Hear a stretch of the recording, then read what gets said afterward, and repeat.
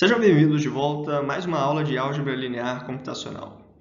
Hoje vamos falar sobre uma decomposição de matrizes muito importante, chamada de decomposição por valores singulares.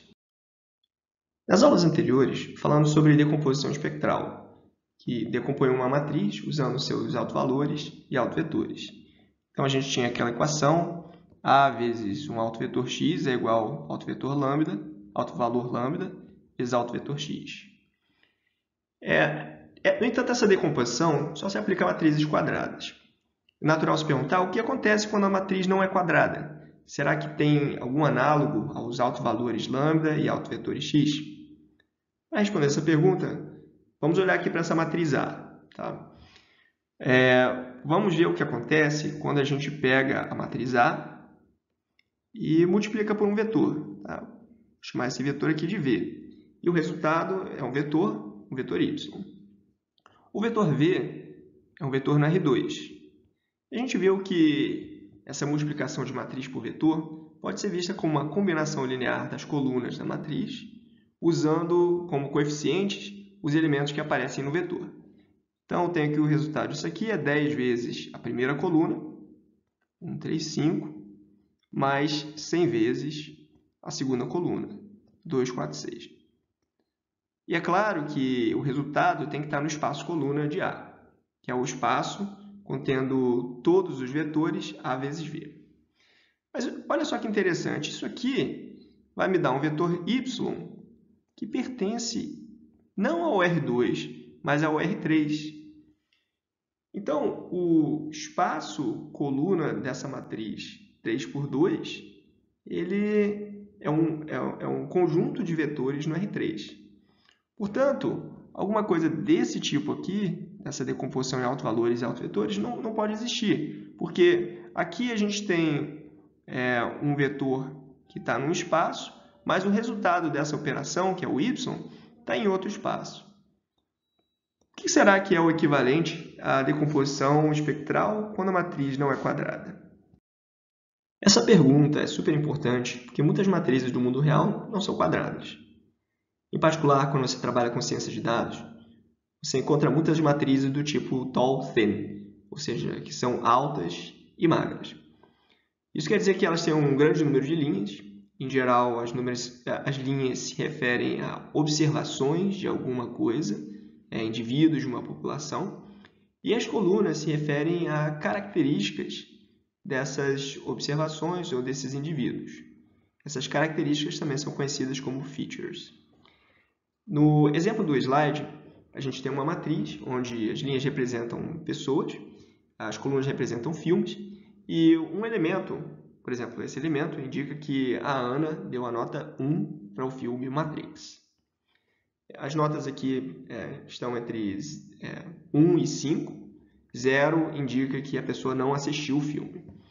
Então, digamos que as primeiras linhas se referem a usuários que assistiram apenas filmes de ficção científica. E essas outras linhas aqui, as linhas finais, usuários que assistiram apenas filmes de romance. Uma característica comum desse tipo de matriz é o fato de serem bastante esparsas, você ter bastante zero, indicando que as pessoas não assistiram uma boa parte dos filmes no catálogo.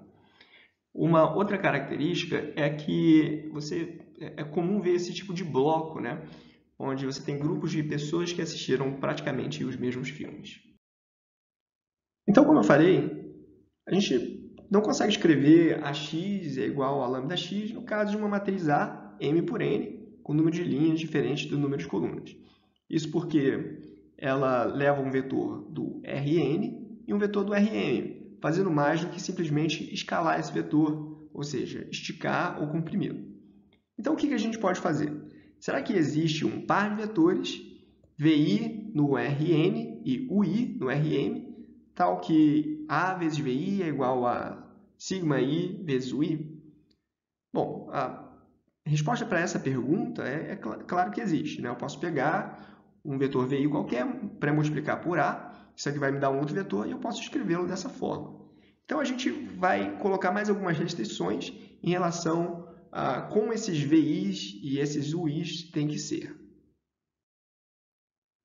A gente sabe que esse vetor UI está no espaço coluna de A. Isso porque ele é obtido a partir de A vezes V1, que é uma combinação linear das colunas de A com os coeficientes de V. Isso vai me dar um vetor que pode ser reescalado, multiplicado por uma constante, e continua no espaço coluna de A. Então, eu tenho isso aqui. Bom, A é uma matriz retangular, Então, digamos que o posto dessa matriz seja R, onde R tem que ser menor ou igual ao mínimo entre o número de linhas e o número de colunas. Ok? Então, se esse é o posto da matriz, existem no máximo R vetores UI independentes que geram esse espaço coluna. Isso porque o espaço coluna tem dimensão R. Nota que eu posso escrever, então, o 1, o 2 até o R, e que para cada um desses U's que pertencem ao espaço coluna, existe necessariamente uma combinação linear das colunas de A, dada por A vezes VI, que vai me dar esse vetor. Eu posso reescalar esses vetores, dividindo pela sua norma e multiplicando pela norma, que eu vou chamar de sigma 1, sigma 2 até sigma R.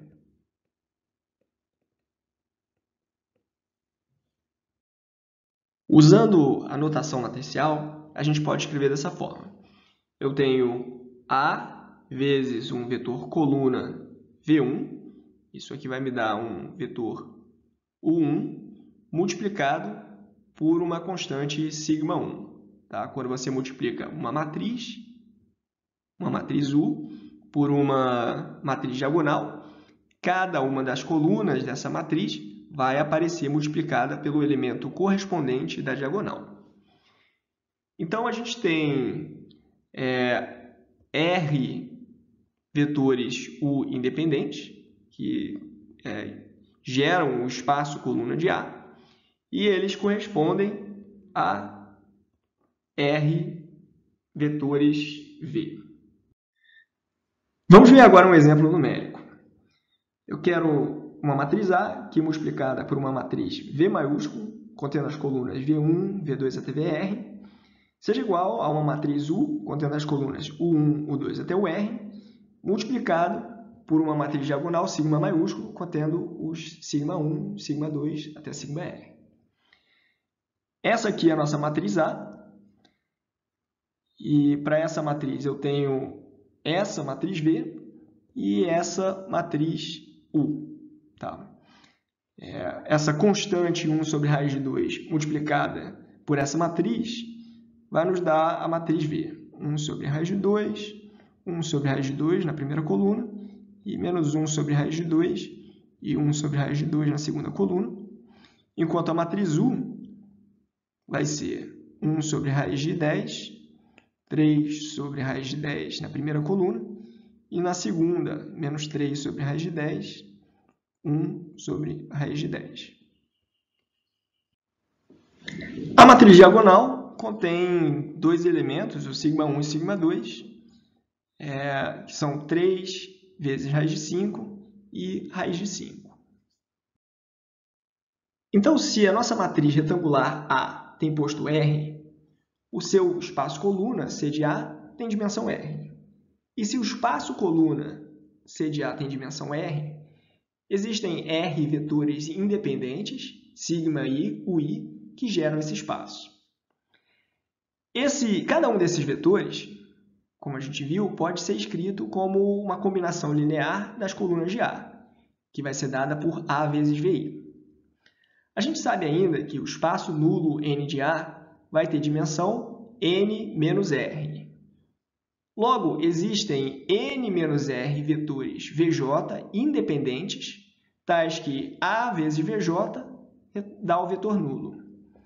Cada um desses vetores VJ é ortogonal a V1, V2 até VR simultaneamente. Então, se a gente pegar aquela matriz V anterior, contendo essas R colunas, e concatenar esses vetores VJ, esses N menos R vetores VJ, que eu vou denotar como VR mais 1, VR mais 2 até Vn, eu tenho um novo produto, né, de matriz por vetor. A parte anterior, A vezes V, ela vai me dar U vezes sigma, né? Então está aqui U vezes sigma. Agora, quando eu multiplico A por VR mais 1, isso aqui vai me dar o vetor nulo. Então, essa nova coluna que eu obtenho, tá? Ela pode ser escrita, né, como uma combinação linear das colunas de U, multiplicando cada uma delas por zero. Então, tenho 0 vezes o 1, mais 0 vezes o 2, até 0 vezes o R. Isso aqui me dá o vetor nulo. Então, eu tenho que A vezes VR mais 1 é o produto desta matriz por esta coluna. Assim como A vezes Vn é o produto dessa matriz por essa coluna. No passo anterior, eu concatenei novas colunas, a matriz V, de forma a torná-la quadrada. A gente passou a ter uma matriz que é n por n. Agora eu vou fazer algo similar com a matriz U. Como os vetores U e I estão no Rm, a gente sabe também que existem m menos r vetores independentes, UJ, que são ortogonais a U1, U2 até o R simultaneamente. Logo, podemos concatená-los à matriz U, desde que a gente adicione m menos r linhas na nossa matriz sigma, né? E essas linhas têm que ser linhas nulas. Então, olha só o que acontece. A gente colocou aqui essas colunas, tá? E a gente escolheu essas colunas de maneira que elas sejam independentes entre si e, ao mesmo tempo, ortogonais a cada uma das colunas já existentes em U. E para que isso aqui, basicamente, não tenha nenhum efeito, né, a gente precisa fazer com que estes elementos aqui, tá, sejam sempre multiplicados por zero. Isso pode ser obtido adicionando-se linhas nulas à nossa matriz sigma. Dessa forma, a gente passa a ter uma matriz A, que é m por n, multiplicada por uma matriz V, n por n. Isso vai me dar uma matriz m por n, também uma matriz quadrada, multiplicada por uma matriz m por n. O resultado disso aqui é uma matriz m por n e não poderia ser diferente, já que o resultado do lado esquerdo também é uma matriz m por n. Essas dimensões da nova matriz V, que agora é quadrada, e da nova matriz U, que também é quadrada, correspondem ao que a gente chama de SVD completo. A vantagem de escrever as matrizes V e U como matrizes quadradas, ao invés de listar apenas R colunas, é que a gente consegue falar da inversa dessas matrizes. E note que essas matrizes possuem inversas porque são formadas por colunas independentes.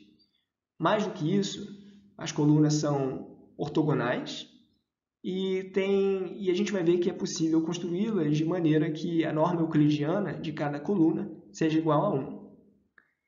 Então, a gente pega essa igualdade, né, A vezes V é igual a U vezes sigma, e multiplica pela inversa de V dos dois lados. Então, tenho A vezes V vezes a inversa de V é igual a U vezes sigma vezes a inversa de V. Isso aqui é a matriz de identidade, ok? E como V é uma matriz de colunas ortogonais que tem norma 1, ela é uma matriz ortogonal. A inversa de uma matriz ortogonal é a sua própria transposta. Portanto, a gente pode escrever A é igual a U vezes sigma vezes V transposto, que é a forma mais tradicional de você ver uma decomposição em valores singulares. A decomposição em valores singulares, em inglês Singular Value Decomposition, é comumente abreviada pela sigla SVD. No slide anterior, a gente falou do SVD completo, que assume que as matrizes U e V são ortogonais. Para isso, elas têm que ser matrizes quadradas, com colunas ortonormais. Um pouco mais para trás, a gente falou também sobre o SVD reduzido, onde as matrizes U e V são compostas por R colunas ortogonais. Qual a relação entre o SVD completo e o SVD reduzido? No SVD completo, a gente tem a matriz A, M por N, e que pode ser escrita ou decomposta como produto de 3 matrizes. Matriz U, M por M, matriz sigma, entre aspas, diagonal, porque a gente só tem elementos ao longo da diagonal, embora ela não seja quadrada, multiplicada pela V transposta, que é o nosso equivalente à inversa de V. Como apenas os R primeiros elementos dessa matriz sigma são não nulos, a gente pode pegar essa submatriz, tá? Então, eu posso pegar a submatriz diagonal R por R, e desde que eu jogue fora as últimas M menos R colunas de U, né? Então, eu vou pegar aqui só uma submatriz M por R, jogando fora as colunas R mais 1, R mais 2 até M. E desde que eu pegue também apenas as R primeiras linhas de V transposta. Então, V transposto passa a ser R por N, ok? E para isso eu tenho que jogar fora a linha R mais 1, R mais 2 até Rn, até a linha N. O resultado desse produto é exatamente o mesmo da matriz anterior, certo? E ele é denotado pelas mesmas letras, A igual a U vezes sigma vezes V transposto, e ele é chamado de SBD reduzido. As colunas da matriz U e da matriz V, assim como os elementos da matriz, os elementos não nulos da matriz sigma, recebem nomes especiais. Esses escalares da matriz sigma são chamados valores singulares, daí o nome decomposição por valor singular. Os vetores ortogonais das colunas U são os vetores singulares à esquerda, ou vetores singulares esquerdos, e os vetores da coluna de V, ou seja, aqueles que aparecem nas linhas de V transposto, são os vetores singulares à direita ou vetores singulares direito. Uma maneira muito útil de escrever essa decomposição é com a soma de matrizes de posto 1. E para isso a gente vai usar aquela ideia de produtos de matrizes como soma de produtos externos. Para isso, a gente tem que ver que U vezes matriz diagonal sigma, né, vai ser a seguinte matriz. Sigma 1 vezes o 1 na primeira coluna, sigma 2 vezes o 2 na segunda coluna, até sigma R vezes o R. E aqui em V transposto, eu tenho as colunas da matriz V, cada uma delas transposta, né? V1, V2 até VR. E aí a gente pode pensar no produto dessas duas matrizes como sendo a soma do produto externo desse vetor com esse vetor, mais produto externo desse vetor com esse vetor. E aí a gente tem o seguinte, sigma 1, o 1, V1 transposto, mais sigma 2, o 2, V2 transposto, até sigma R, o R, VR transposto. Tá? Para ver que cada um desses termos da soma é uma matriz, basta você pensar que sigma 1, o 1 é uma matriz coluna, né? Desse tipo aqui, uma matriz M por 1, e o vetor V1 transposto, pelo qual estou multiplicando, tá? Ele é uma matriz linha 1 por N. Então, cada um desses termos aqui é, na verdade, uma matriz M por N, que eu estou somando, e estou reconstruindo a matriz A.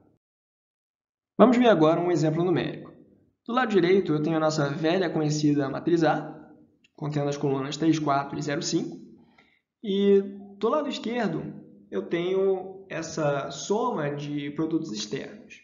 Então, aqui eu tenho, desse lado aqui eu tenho que ter sigma 1 vezes 1 vezes V1 transposto. Bom, os vetores os vetores U e os vetores V, eles têm que ter norma euclidiana 1. Então, esse vetor que a gente vê aqui, essa coluna 1, 3, não é exatamente o vetor U. Para que ele tenha norma 1, a gente precisa dividi-lo pela sua norma. A norma desse vetor é raiz de 10. Então, ao multiplicar por 1 sobre raiz de 10, eu tenho o vetor U. Tenho aqui o 1 vai ser 1 sobre raiz de 10 e 3 sobre raiz de 10. Da mesma forma, o vetor V, ele precisa ter, cada um dos vetores V precisa ter norma 1. Então, o vetor V1 transposto vai ser 1 sobre raiz de 2 e 1 sobre raiz de 2. Bom, então desse lado aqui só sobrou uma outra constante, que vai ser o nosso σ1. Da mesma forma, esse aqui vai ser o σ2, e eu tenho o 2 e V2 transposto. Quando a gente multiplica essa matriz aqui, 1, 3, pela matriz 1, 1, a gente tem essa matriz aqui, que é uma matriz de posto 1. É claro que ela é uma matriz de posto 1, porque eu estou construindo ela a partir de uma única coluna. Logo, o número de colunas independentes dessa matriz é 1.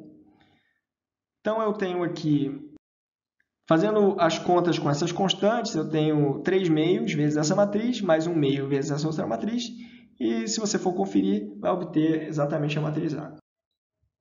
Então, a gente viu que para uma matriz retangular A, eu tenho dois conjuntos de, entre aspas, autovetores, que são o que a gente chama de vetores singulares esquerdos, as colunas de U, e vetores singulares direitos, as linhas de V transposto, ou equivalentemente as colunas de V. Esses dois conjuntos estão associados através dos valores singulares, que são, entre aspas, os nossos autovalores da matriz retangular. Mas será que existe alguma outra matriz cujos autovalores lambda estão associados a esses valores singulares e cujos autovetores x estão associados a U ou a V? É claro que essa outra matriz, que contém autovalores e autovetores, tem que ser uma matriz quadrada. A resposta para essa pergunta é sim. Existe não uma matriz, mas duas matrizes que, além de quadradas, são simétricas, cujos autovalores estão relacionados aos valores singulares da matriz A. Além disso, cujos autovetores estão relacionados aos vetores singulares da matriz A. Essas matrizes são A transposto A e A vezes A transposto. Se A for uma matriz M por N, A transposto é N por N, portanto, isso aqui é uma matriz simétrica, que eu vou chamar de S, N por N. Ok? Toda matriz A admite uma decomposição espectral, aliás, uma decomposição em valores singulares, tá? Onde U é M por R, R é oposto, sigma é R por R e V transposto é R por N. Então, quem é A transposto A? Vai ser U sigma V transposto vezes U sigma V transposto. Para transpor esse produto, eu inverto a ordem dos elementos e transponho cada um deles. V transposto é simplesmente V. Sigma transposto. Sigma é uma matriz diagonal.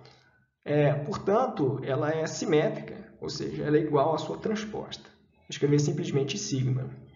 E aqui eu tenho o transposto vezes o que vem à direita, U sigma V transposto. U é uma matriz ortogonal, portanto, U transposto U é identidade. Daí eu tenho V, sigma vezes sigma é sigma ao quadrado vezes V transposto. Cuidado, uma matriz elevada ao quadrado não é simplesmente levar cada um de seus elementos ao quadrado. Você tem que fazer ela vezes ela mesma. No caso particular de uma matriz diagonal, isso é verdade. Você pode simplesmente levar cada um dos elementos da diagonal ao quadrado. Então, a gente tem aqui uma matriz V, certo? Que é a matriz contendo os vetores singulares à direita. a matriz sigma ao quadrado, que contém os valores singulares elevados ao quadrado. Coloquei até n, mas na verdade é até r. E aqui eu tenho os vetores singulares direito transpostos. Olha só que legal. Essa matriz é uma matriz simétrica, né? Matriz que a gente chamou de S aqui, e, portanto, admite uma decomposição do tipo Q vezes lambda vezes Q transposto, onde Q são os autovetores de S e lambda são os autovalores de S. Como essa matriz V ela é ortogonal, ela faz justamente o papel dessa matriz Q. Então, esse aqui é o nosso Q ali, tá? Esse aqui é o nosso lambda e esse aqui é o nosso Q transposto. Portanto, os autovalores da matriz S, que é a transposto A, são justamente lambda 1 ao quadrado, lambda 2 ao quadrado, lambda r ao quadrado. E os autovetores da matriz S são os vetores singulares à direita da matriz A. Então, a gente pode escrever isso, né? Autovalores de S são valores singulares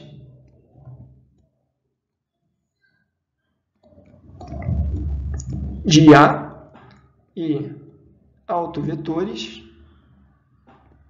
Na verdade, não são os valores singulares, né, mas são os valores singulares elevados ao quadrado.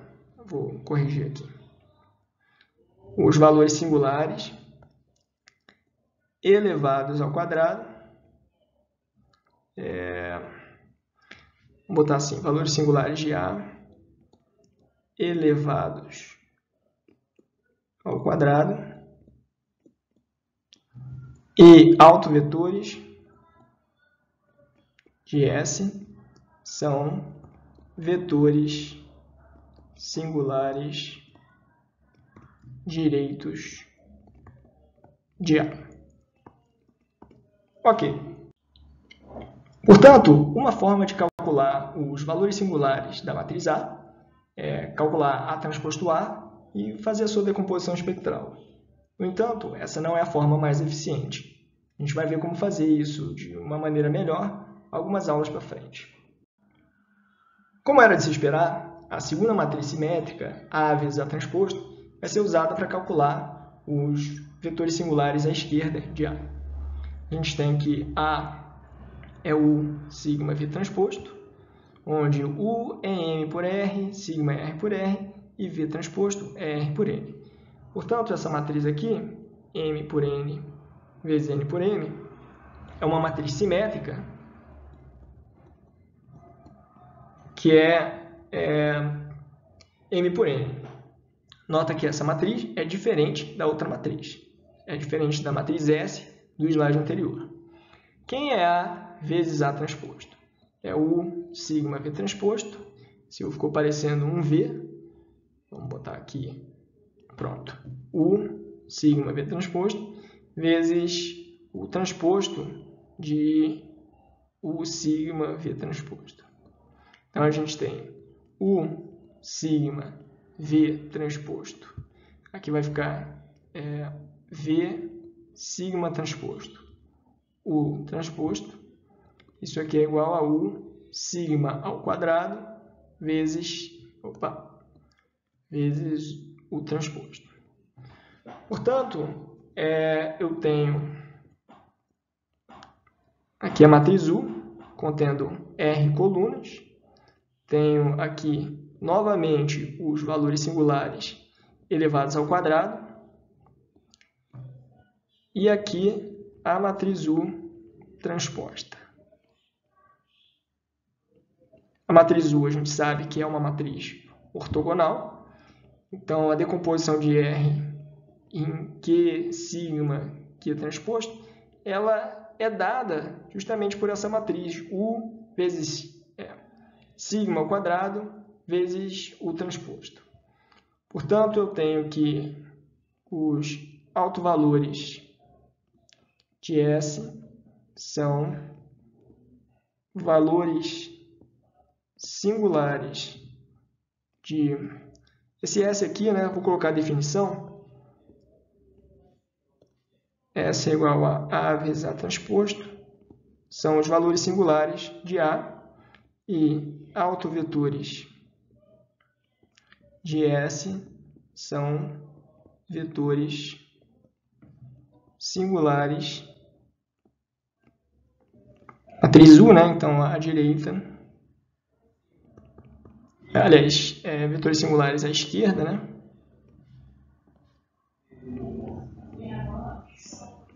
De A. Então, todas aquelas relações que a gente derivou nos últimos 2 slides estão listadas aqui. V possui os autovetores de A transposto A. U possui os autovetores de A vezes A transposto. O quadrado dos valores da diagonal da matriz sigma são os autovalores de A transposto A e A vezes A transposto. Vamos ver, então, um algoritmo simples para calcular a decomposição em valores singulares de uma matriz retangular A. Esse algoritmo não é muito eficiente, mas ele não é o pior algoritmo do mundo. A pior coisa que você poderia fazer é calcular A transposto A, fazer a decomposição espectral dessa matriz para obter os vetores V, depois calcula A vezes A transposto, faz a decomposição espectral dessa nova matriz simétrica para obter os vetores singulares U, e desse jeito você teria que fazer 2 decomposições espectrais. O que a gente vai ver é que é possível fazer tudo isso só a partir de A transposto A, mais precisamente só a partir da decomposição espectral de A transposto A. Essa decomposição espectral dessa matriz simétrica vai me dar Q vezes lambda vezes Q transposto, onde Q nada mais é do que a própria matriz V, né? A matriz cujas colunas são os vetores singulares direitos. Então, está aqui. Qual a dimensão dessas matrizes, né? Eu tenho que A é M por N, então isso aqui vai ser N por N, e uma matriz quadrada de ordem N dá uma decomposição espectral de N autovetores, N autovetores de dimensão N, N autovalores, e esse aqui vai ser N por N também. Quem é lambda, né? Lambda a gente viu que é uma matriz contendo os valores singulares de A elevados ao quadrado. Se A tem posto R, ela tem R autovalores não nulos, ela tem R valores singulares não nulos, tá? E ela vai ter também, então essa matriz simétrica vai ter R autovalores não nulos. Os outros N menos R são todos iguais a zero. Ok, então para calcular esses valores singulares, basta eu pegar cada um dos elementos da diagonal que aparecem aqui, lambda 1, lambda 2 até lambda R, e tirar a raiz quadrada. Isso aqui vai me dar os sigmas K. Bom, aí a gente sabe que existe essa relação aqui, A vezes UI é igual, na verdade, A vezes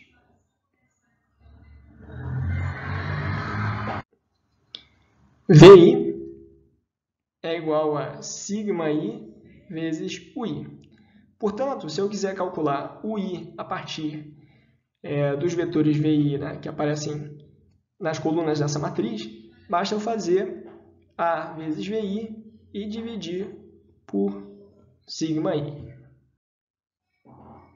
A gente consegue fazer isso de maneira matricial, né? Fazendo A é igual a vezes uma matriz V multiplicado por uma matriz diagonal, né? Contendo os inversos a inversa de sigma.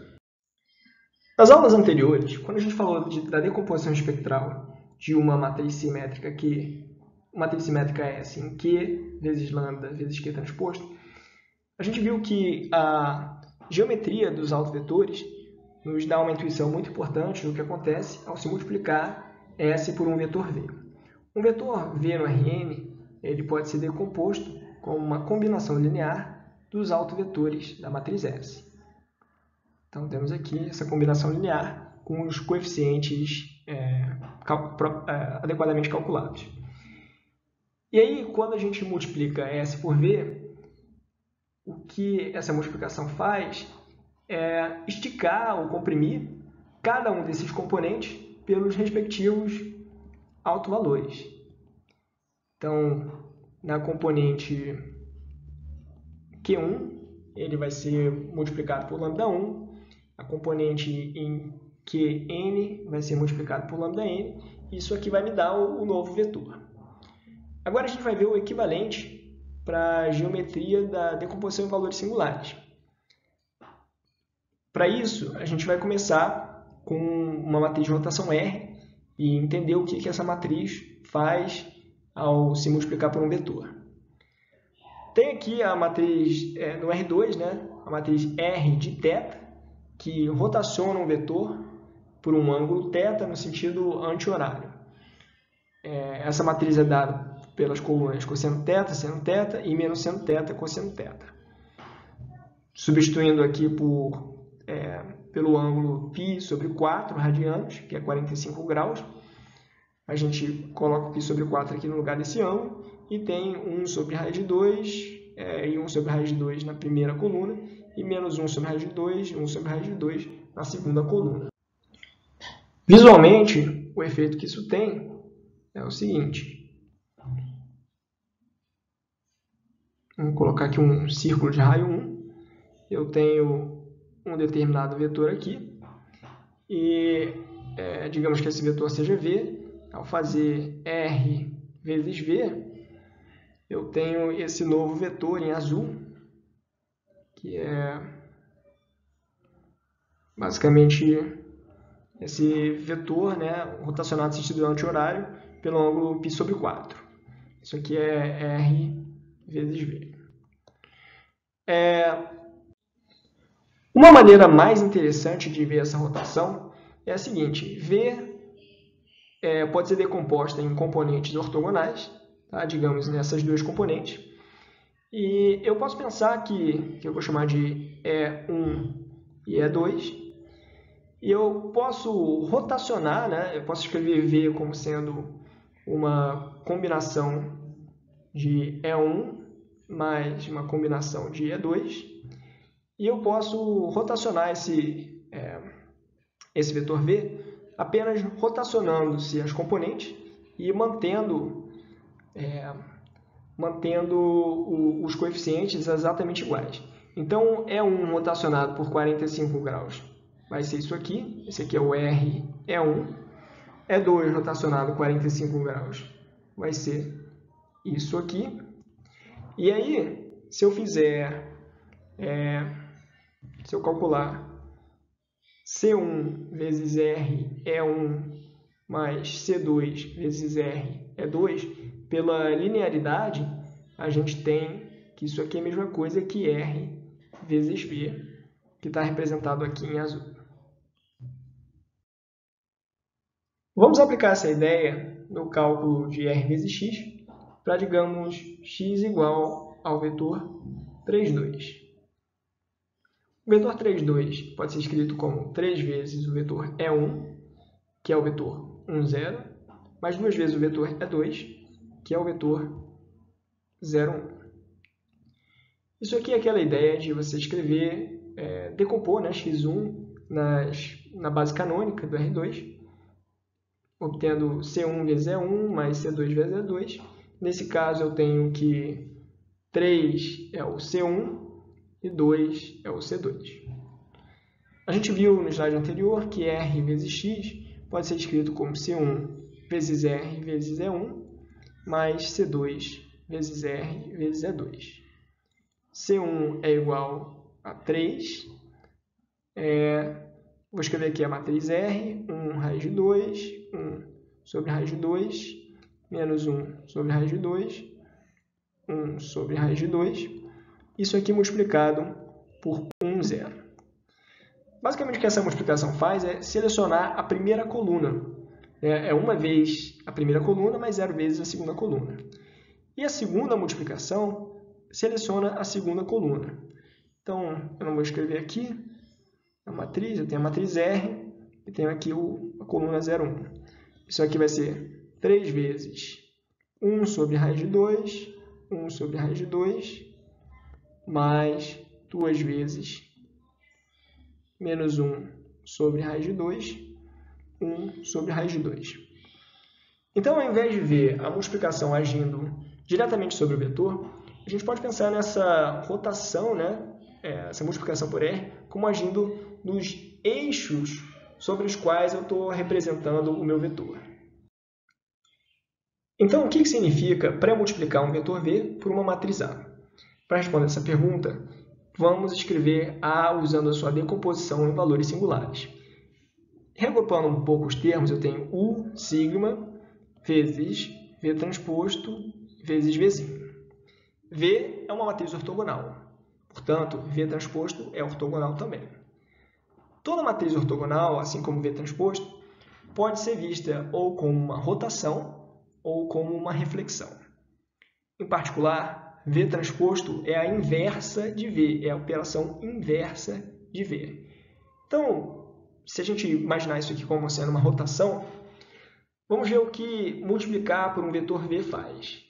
Para isso, vamos pegar o primeiro vetor da base canônica, né, e multiplicar e pré-multiplicar por V. Isso aqui vai me dar a primeira coluna de V. Se eu pegar o vetor E2, vai me dar a segunda coluna de V e assim por diante. Então, o que isso quer dizer? Né? Quer dizer que eu estou pegando um vetor E1, tá? Que é o vetor 1, 0, estou pegando o vetor E2, estou pré-multiplicando por V, e aí eu estou obtendo os vetores singulares direitos, né, dessa matriz. Então, tem aqui, digamos que esse aqui seja o V1, a gente sabe que eles são ortogonais entre si, ou seja, formam um ângulo de 90 graus. Então, eu transformei E1 em V1 e E2 em V2. O V transposto, ele faz o contrário. Ele faz a rotação contrária. Então, se eu pegar aqui V transposto e multiplicar por V1, isso aqui vai me dar E1. Isso aqui é fácil de ver, porque a gente tem o seguinte.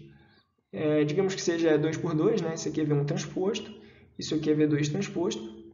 Tá? E se a gente multiplicar aqui pelo vetor V1, essa a primeira linha vezes o V1 vai dar a norma de V1. A norma de V1 ao quadrado, que é 1. Já V2, né, transposto vezes V1, vai dar 0, porque os vetores são ortogonais. Portanto, a gente recupera E1. Então, a gente viu que pré-multiplicar por V transposto é uma transformação linear que leva os vetores singulares direito, V1 e V2, nos vetores que formam a base canônica do R2, E1 e E2, respectivamente. Isso também é verdade para o R3, para o R4, para o Rn de maneira geral. Uma coisa um pouco mais interessante é que a gente pode escrever um vetor V, né, como sendo uma combinação linear dos vetores, né, que formam essa matriz V. Tá? E para obter C1 e C2, basta fazer V transposto vezes V. Isso aqui vai me dar justamente esses coeficientes. Isso pode ser verificado da seguinte forma, né? Eu tenho, digamos que V seja 1.1 vezes V1 mais 0.5 vezes V2. Então, eu tenho aqui, vou botar aqui 1.1 mais ou menos e 0.5 vezes V2. Então, alguma coisa mais ou menos aqui horizontal, certo? Quando eu multiplico por V transposto, esses coeficientes 1.1 e 0.5 não mudam. Só que agora eu estou representando eles em função de E1 e E2. Então, eu tenho esse vetor aqui, mais ou menos.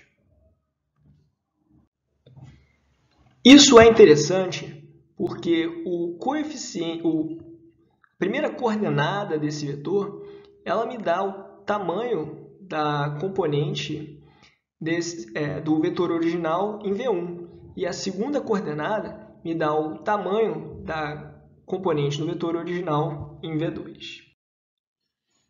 Então, voltando um pouco, a gente escreveu A vezes V como sendo o produto de U, sigma, V transposto e V. A gente agrupou aqui a última operação e chamou o resultado, o vetor que resulta dessa operação, de x. Essa operação é essencialmente uma rotação e as coordenadas de x representam os tamanhos das componentes de V quando escritas como uma combinação linear das colunas de V maiúsculo. Vamos ver agora o que acontece ao se pré-multiplicar o vetor x por uma matriz diagonal sigma. Para isso, eu defini aqui a matriz sigma1 e sigma1 e sigma2 como essa matriz diagonal, onde os elementos da diagonal são esses que aparecem aqui como argumento. Então, sigma de 2, 0,5 vai ser essa matriz diagonal que está multiplicando o vetor x, cujas componentes são x1 e x2. Bom, vamos ver o resultado aqui dessa operação. A gente já fez isso várias vezes, a multiplicação de matriz por vetor. Isso aqui vai ser x1 vezes a primeira coluna, mais x2 vezes a segunda coluna. O resultado dá 2x1 mais meio x2. Olha só que legal. Então, para multiplicar por uma matriz diagonal, ela tem o efeito de pegar cada uma dessas componentes e escalar pelo elemento correspondente da diagonal. Certo? O x1 aparece multiplicado por 2, o x2 aparece multiplicado por meio. Então, é como se eu pegasse aqui um vetor. Vamos pegar aqui um vetor x. Digamos que o vetor x seja esse aqui. E aí, quando eu faço sigma vezes x, eu estou pegando esta componente x aqui, estou dobrando essa componente horizontal, e estou pegando essa componente vertical aqui e estou dividindo pela metade. O resultado vai ser este vetor aqui, que é sigma vezes x. Então, vamos ver o que a gente fez aqui. A gente pegou e escreveu esse vetor v como sendo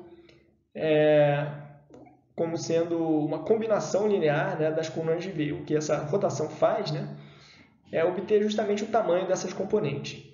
Então, eu estou pegando agora cada uma dessas componentes e multiplicando pelos respectivos elementos da diagonal. É como se eu estivesse esticando o vetor v na direção dos vetores singulares direitos, que são as colunas de V maiúsculo, e a quantidade, o valor pelo qual eu vou escalar, o multiplicador, são os elementos de sigma. Em particular, os elementos que aparecem na diagonal de sigma. Essa figura ilustra bem o processo que eu expliquei no final do slide, onde eu tenho um vetor v, digamos que seja esse vetor aqui. No caso, esse vetor v tem uma componente grande em V1 e uma componente relativamente pequena em V2. Ao se pré-multiplicar v por v transposto, eu tenho esse vetor aqui. E agora eu tenho uma componente grande em E1 e uma componente pequena em E2. Digamos que a nossa matriz sigma seja 0,5 e 2 como sendo o outro elemento da diagonal. O que isso vai fazer é comprimir, ele vai comprimir o eixo x e vai dobrar, ele vai comprimir pela metade o eixo x e vai dobrar o eixo y, obtendo alguma coisa desse tipo.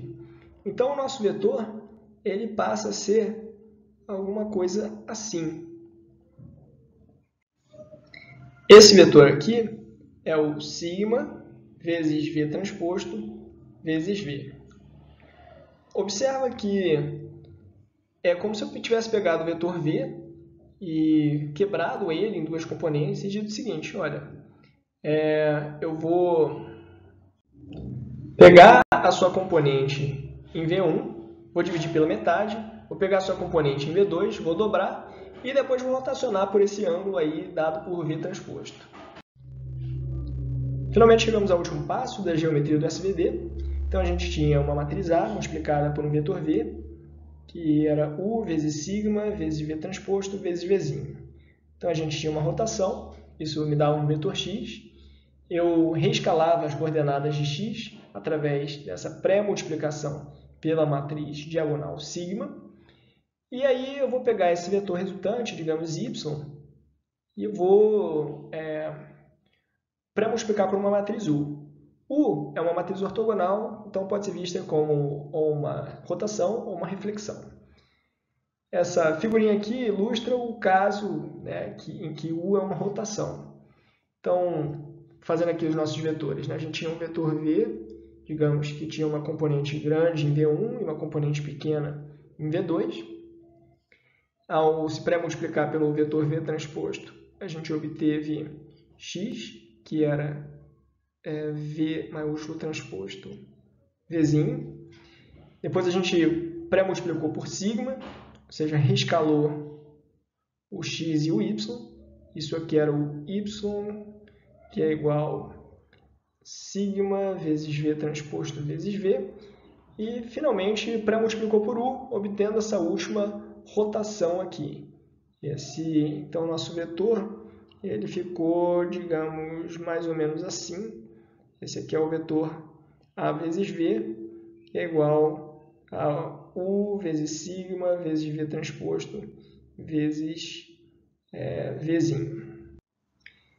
Então, a gente pode ver uma multiplicação por uma matriz como sendo uma operação de reescalar, né, esse vetor nas suas componentes formadas pelos vetores singulares à direita. E depois de reescalar e rotacionar por V transposto, eu rotaciono novamente por U. Será que você consegue pensar no que acontece no caso de A ser uma matriz simétrica, onde U e V são a mesma matriz? Vou deixar isso como desafio. Até a próxima.